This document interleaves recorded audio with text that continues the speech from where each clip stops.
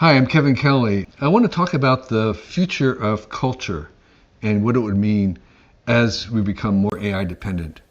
So the three things I want to talk about are globalism, acceleration, and generation. Those are the three trends that we're going to be seeing as AI infuses our economy and culture. First, globalism. Globalism is happening because we are making a technological superorganism. We're connecting all our phones and all our laptops and all the data servers in the world into one gigantic machine, one gigantic computer. It's like every phone's like a neuron in this world brain. And this mega computer is operating on a very large scale system, really fast times. It's almost like it's its own huge supercomputer. It's one machine, and I want to emphasize the fact that while we might have different flavors, we can have Apple versus Windows, iOS versus Android, the US content versus China. It's basically all still one machine. And these different flavors are basically different ways we interface with them. But behind all this is one machine. And that machine is the new platform that all technology is running on. Okay? We're making one large global planetary size machine, and we're running all the digital technology of the world, including AI, on this new platform. And what we know from networks is that your own success, the success of your own efforts, really depends on the success of the platform. So we all want this platform to succeed. We all want this planetary machine to succeed because our success depends on it. So while there's also one machine, that means there's also one economy globally, and there's one culture emerging, one convergence of all the things. You can ask anybody in the world today, any young person, and they're basically studying the same things in school, chemistry, mathematics, science, history, and their own local language. It's the same curriculum around the world producing one global culture. There's a convergence on where we live and how we dress. People wear blue jeans and t-shirts, and they live in a concrete room that has air conditioning, ideally running water, and Wi-Fi. It's like Maslow's hierarchy of the basic ideas. We're all converging at the bottom. The most essential things we want. We want a shelter, we want clothing, and we want Wi-Fi. And so that is the new global culture. And helping that along, AI is now going to make real-time translation happen, where we could put a little earbud in and I could talk to you in English, you would hear me in Chinese, you would speak in Chinese back to me and I'd hear in English, and we would do this in real time. It's buried in our ear, and it's no latency, it's happening. And once that happens, we have this entire ability to have virtual presence around the world together with augmented reality means that there is a global workforce for the first time. And that's coming to China as well. Whether Chinese residents working abroad because of the language barrier has been dropped, or outsiders coming in working in China, again, because the language barrier has been broken. This is a huge thing, one of the most important things that AI will be producing. So the second trend is acceleration. The acceleration of innovation brought about by these new technologies.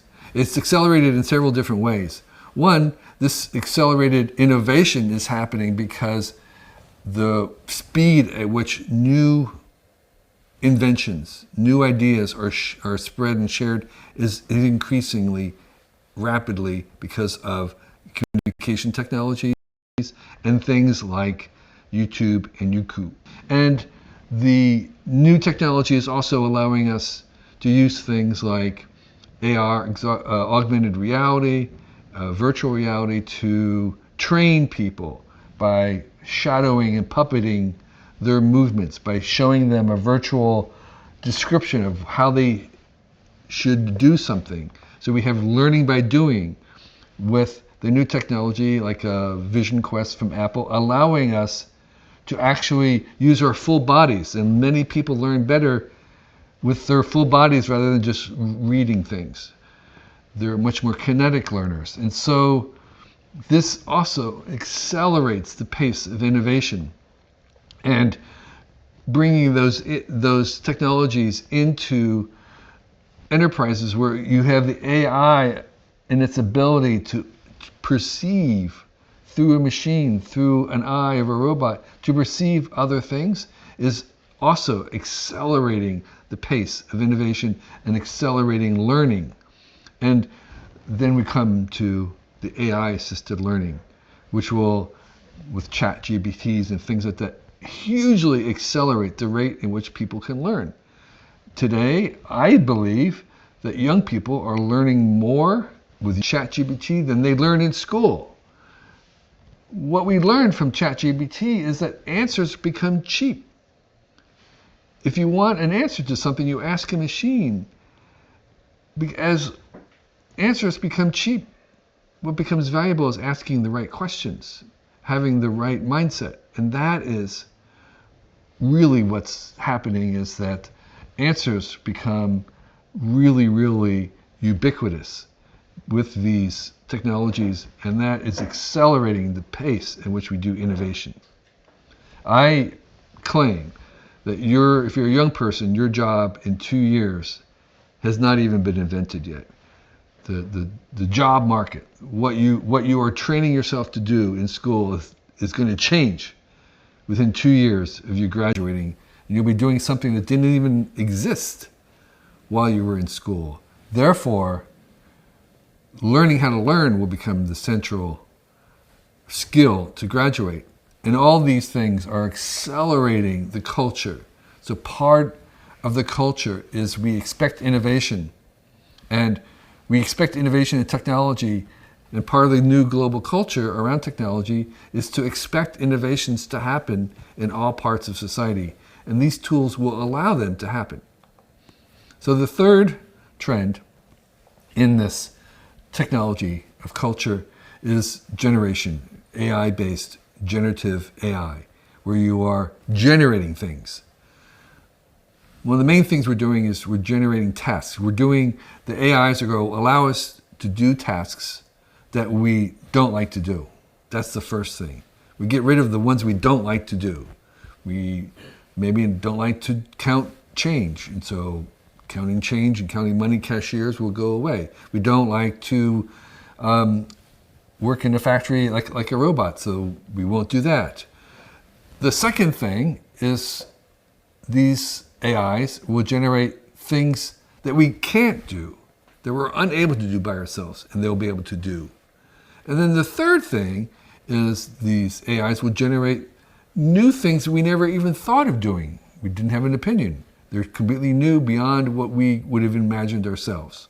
So an example of a job that we don't want to do is drive a car around all day, drive a taxi around all day. So we have a Waymo, and that's happening here in San Francisco, and it'll happen in the rest of the world. So that's a job that is now being done, being generated by AIs that we don't want to do. And there are other kinds of jobs like that.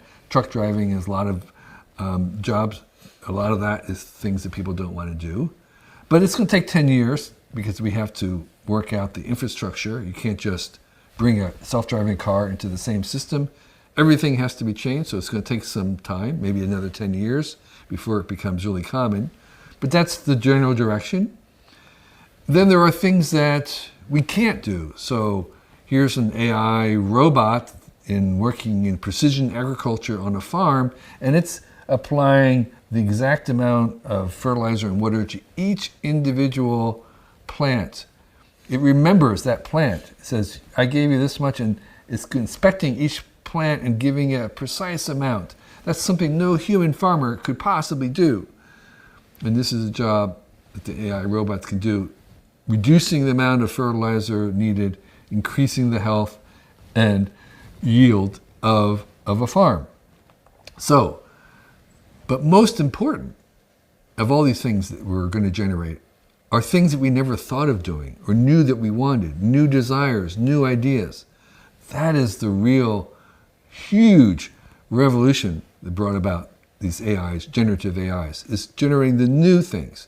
They're not so good at that, but they're getting better. And I want to emphasize that AIs are plural. There's more than one kind. There are many kinds of intelligences, many, many kinds. And these intelligences will field a field of many possible intelligences, of which humans are only one. So there are many different ways of thinking, many different AIs that we're going to make.